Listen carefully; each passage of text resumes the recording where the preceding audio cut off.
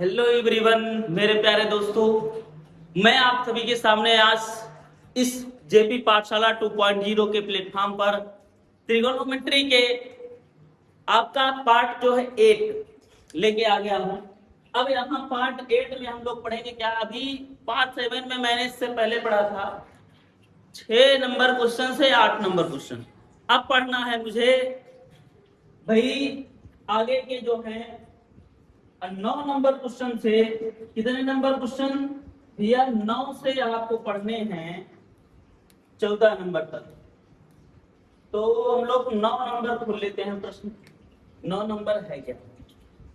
ठीक है, तो हम लोग 9 नंबर प्रश्न पे चले चलते हैं। ये आपका 8वां है, 9वां प्रश्न ये। हाँ, 9वें प्रश्न में कह रहा है tan थीटा इज इक्वल कितना है 8/15। तो 0 डिग्री से क्या है, थीटा बड़ा है और 90 डिग्री से छोटा, अर्थात थीटा की वैल्यू क्या है, 0 है। वो न्यून कोण है। थीटा क्या है, न्यून कोण। तो साइन थीटा का मान ज्ञात करना है। हम करेंगे क्या भाई, यहाँ देखो tan थीटा बराबर 8/15। तो मैं यहाँ tan थीटा बराबर 8/15 लिख दे रहा हूँ। अब यहाँ tan थीटा बराबर सूत्र क्या होता है, लंब बटे आधार। तो ऊपर वाला लंब है भैया, नीचे वाला आधार। लंब की वैल्यू 8 है, आधार की वैल्यू 15। तो पाइथागोरस प्रमेय से देखिए क्या होगा भाई, पाइथागोरस प्रमेय। पाइथागोरस प्रमेय से क्या है भैया, मिलने वाला है आपका, ये देखिएगा, कर्ण का वर्ग बराबर लंब का वर्ग प्लस आधार। यहाँ कर्ण मुझे परिकलित करना था। लंब कितना है 8, 8 का वर्ग करूंगा। आधार कितना है 15, मैं 15 का वर्ग करूंगा। क्या मिला आपको, कर्ण के वर्ग बराबर 8 64 अब प्लस 15, 15 में 225। तो यहाँ कर्ण बराबर मिला क्या, 225 और 64 कितना हो जाएगा, 289। और ये वर्ग है, इधर आएगा किसमें होगा भैया, वर्गमूल में। अर्थात कर्ण बराबर आपका आ गया कितना, 17। क्यों? क्योंकि 17 का वर्ग करते हैं 17 17 में 289, अर्थात 289 का वर्गमूल क्या होगा, 17 होगा। ठीक है, इस तरीके से जब ये आ जाए तो मुझे क्या याद करना था, साइन थीटा। आपको पता है साइन थीटा बराबर सूत्र क्या होता है, लंब बटे कर्ण। जब लंब बटे कर्ण होता है तो यहाँ लंब की वैल्यू कितनी है भैया, देख लो 8 है। कर्ण की वैल्यू कितनी है, 17। तो यहाँ क्या है भैया, ये 17 है। तो 8 बटे क्या मिला, 17। ये आपका रहा आंसर, साइन थीटा बराबर। ये आपका 9वां क्वेश्चन कंप्लीट होता हुआ भी हम चलते हैं अगले क्वेश्चन की ओर। अगला क्वेश्चन क्या रहा है, tan 2 theta is equal to tan theta upon 1 minus tan square theta की सहायता से tan 60 का मान याद कीजिए। अर्थात tan 60 अंश का मान याद करना है, जबकि tan 30 इज इक्वल 1/√3 दिया है। मुझे tan 60 का मान याद करना है इसकी सहायता से। अगर वैसे कहूं तो tan 60 का भाई √3 होता है, मैं डायरेक्ट लिख सकता हूं। लेकिन कह रहा है इसकी सहायता से, ये सूत्र जो होता है tan 2 थीटा का, ये tan 2 थीटा का सूत्र है भैया, 2 tan theta upon 1 minus tan square theta. तो हम सूत्र पे यहाँ देखिए, सबसे पहली बात यहाँ क्या करेंगे, लिखेंगे थीटा बराबर क्या दिया है, 30 दिया। 30 का मान दिया है तो हम लिखेंगे क्या, थीटा बराबर 30 डिग्री रखने पर। तो जहां जहां आपका थीटा होगा वहां पर आप 30 डिग्री रख देंगे। यहाँ थीटा के स्थान पर 30 डिग्री बराबर 2 इंटू tan 30 डिग्री पूरे का बटे 1 माइनस tan स्क्वायर 30 डिग्री। भैया tan 30 की वैल्यू 1/√3 दिया है, तो यहाँ 2 3 6, अर्थात ये tan 60 है बराबर, यहाँ देखिए 2 इंटू tan 30 का मान कितना होता है? tan 30 का मान 1/√3 दिया है, तो 1/√3 रखेंगे।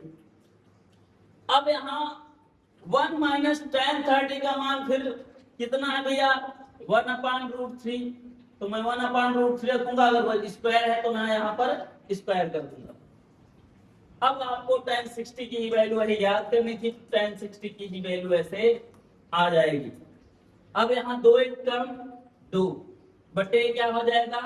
√3 पूरे का बटे। देखिए इसका क्या होगा? 1 माइनस 1 का वर्ग 1 और √3 का वर्ग क्या हो जाएगा? 3।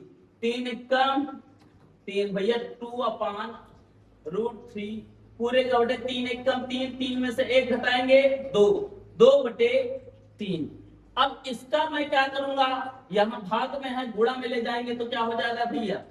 यहाँ 2/√3 है इंटू क्या हो जाएगा? 3/2 पलट जाएगी भाई, गुणा में जाएगी उधर तो 2 से 2 कट जाएगा। अब इसको क्या लिख सकता हूं भाई?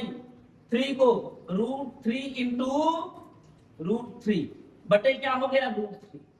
√3 से √3 निपट गया भाई, बचा क्या है आपका? √3। अर्थात tan 60 की वैल्यू कितनी आ गई?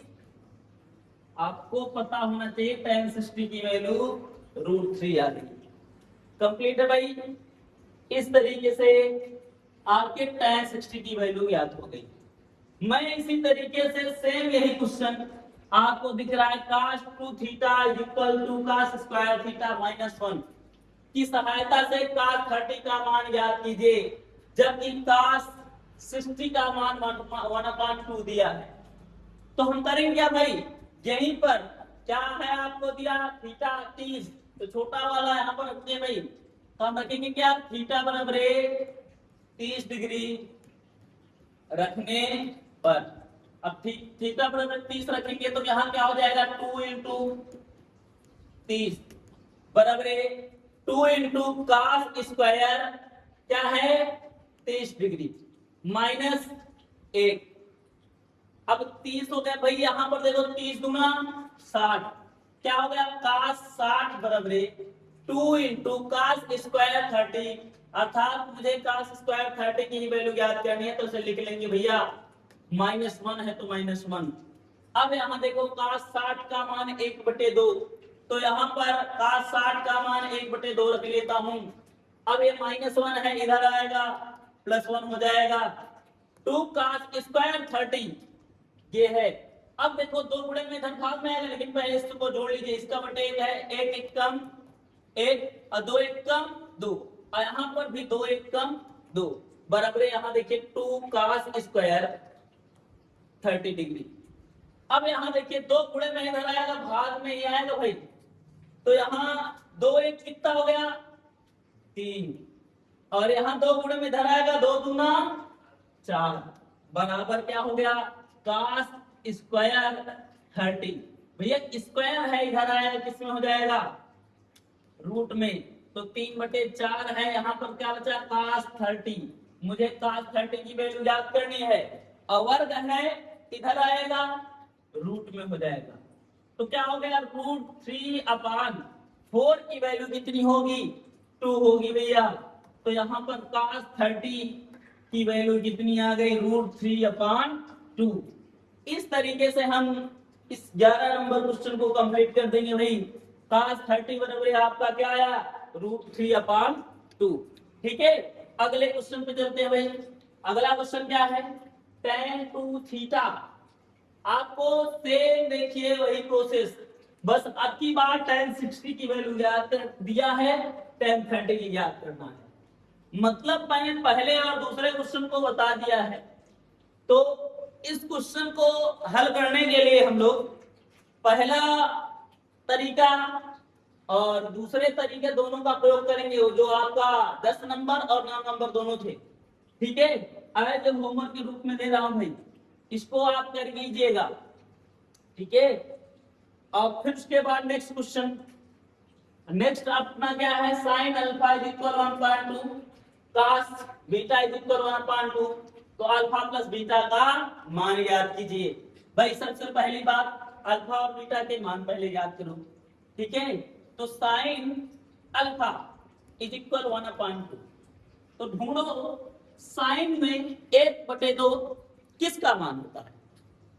भाई साइन में कितने डिग्री का मान 1/2 होता है, आपको पता होना चाहिए। साइन अल्फा इज इक्वल, अगर 1/2 होता है तो किसका होता है, साइन 30 का।